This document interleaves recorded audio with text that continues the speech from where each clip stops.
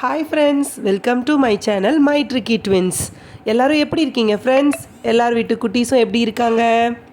நாம் இன்றைக்கி பார்க்க போகிற ஆக்டிவிட்டி எது சம்மந்தப்பட்டதுன்னா, ஒரு திங்ஸோடைய பொசிஷனை பற்றினது. இப்போ ஒரு திங் ஒரு இடத்துல இருக்குன்னா அதோட பொசிஷன் எப்படி இருக்குது அப்படின்றத நம்ம குட்டீஸ்க்கு எப்படி சொல்லித்தர போகிறோம் அப்படின்றத நம்ம இன்றைக்கி பார்க்க போகிற ஆக்டிவிட்டி.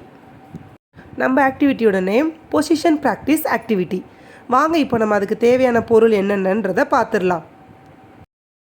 அதுக்கு ஃபஸ்ட்டு ஸ்ட்ராஸ் வேணும். நம்ம அந்த ஜூஸ் குடிக்கிறதுக்கெலாம் யூஸ் பண்ணுறோம் இல்லையா, அது ஸ்ட்ரா எடுத்துக்கோங்க. கொஞ்சம் கலராக எடுத்துக்கோங்க. Cardboard boxes, thread, Fevicol, scissors, sketch Benz இவ்வளோ இருந்தால் போதுங்க. நம்ம இன்றைக்கி ஆக்டிவிட்டிக்குரிய செட்டப்பை ஈஸியாக பண்ணிடலாம்.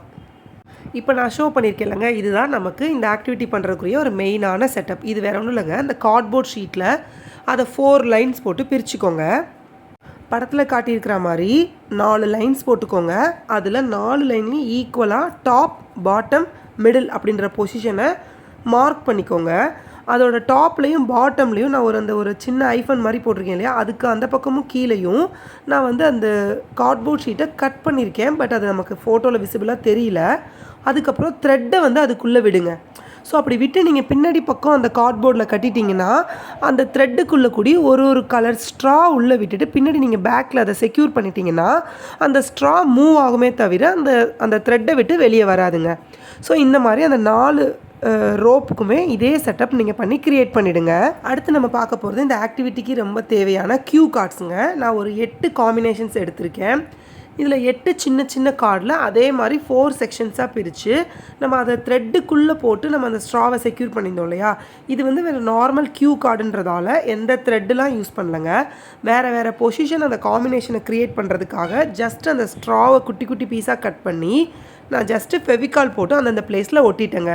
ஸோ இது இம்மூவபிள்ங்க, இது மூவ் ஆகாது. ஸோ இதை நம்ம மாடலாக ஒரு க்யூ கார்டாக குட்டீஸ் கையில் கொடுக்க போகிறோம். இதை வச்சு அவங்க அந்த த்ரெட்டில் மூவ் பண்ணி க்ரியேட் பண்ண போகிறாங்க. இதே காம்பினேஷன்ஸை அந்த மெயினான கார்ட்போர்டில் க்ரியேட் பண்ண போகிறாங்க. இதுதானங்க இன்றைக்கி நம்ம பார்க்க போகிற ஆக்டிவிட்டி. இதுதாங்க நம்ம பண்ண போகிற ஆக்டிவிட்டியோடைய அந்த ஓவரால் செட்டப். அந்த ஒரு பெரிய கார்ட்போர்ட் ஷீட், அந்த மூவபிளான ஸ்ட்ரா கனெக்ட் ஆகிருக்கிறது, அது இல்லாமல் 8 காம்பினேஷன்ஸ் நம்ம க்ரியேட் பண்ணியிருக்கிற அந்த க்யூ கார்ட்ஸ், இவ்வளோ தாங்க. இதுதாங்க நம்ம ஆக்டிவிட்டிக்குரிய செட்டப்.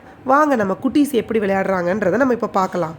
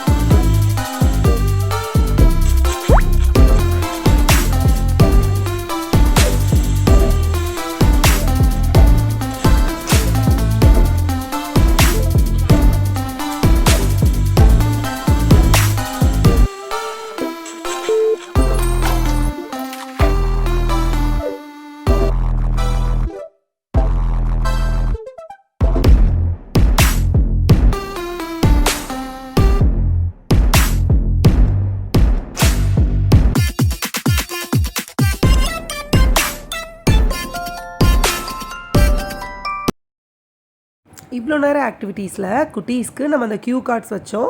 ஸோ க்யூ கார்ட்ஸை பார்த்து அவங்க பொசிஷன் சூஸ் பண்ணாங்க இல்லையா? இப்போ நம்ம அடுத்து பார்க்க போகிற செக்மெண்ட் என்னன்னு பார்த்தீங்கன்னா, பொசிஷனை அவங்கக்கிட்ட கேட்கலாம், அவங்க எப்படி அதுக்கு ரிப்ளை பண்ணுறாங்கன்றதை பார்க்கலாம். ஏன்னா நம்ம த்ரூ அவுட் த ஆக்டிவிட்டியில் அவங்களுக்கு அந்த பொசிஷன் தான் ரிப்பீட் பண்ணிகிட்டே இருந்திருக்கோம். டாப், பாட்டம், மிடில் அப்படின்றத நம்ம ரிப்பீட்டடாக சொல்லிகிட்டே இருந்திருக்கோம். ஸோ இதையே ஒரு தனி செக்மெண்ட்டாக வச்சா எப்படி இருக்கும் அப்படின்றக்காக தான் இப்போ நம்ம அவங்கக்கிட்ட பொசிஷனை கேட்குறது மாதிரி ட்ரை பண்ணலான்றதை நான் ட்ரை பண்ணியிருக்கேன். இப்போ நீங்கள் பார்க்கலாம் அதை. இதோட பொசிஷன்லாம் சொல்லு. bottom bottom bottom bottom middle middle middle middle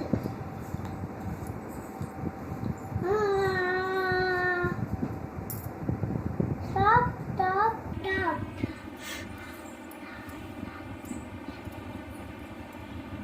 middle bottom